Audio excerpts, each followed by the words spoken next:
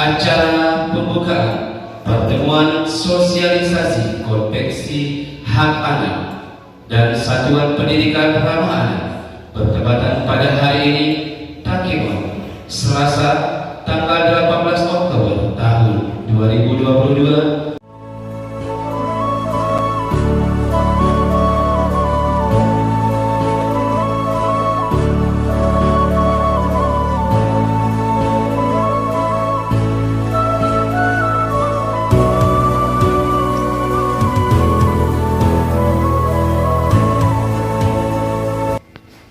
Kita terus selama ini menggebu-gebu di Indonesia bagaimana menggerakkan anak dapat sebagai pelopor.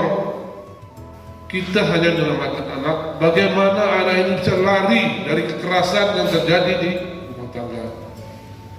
Ini ajaran kita harus ajarkan anak ini lari dari kekerasan rumah tangga.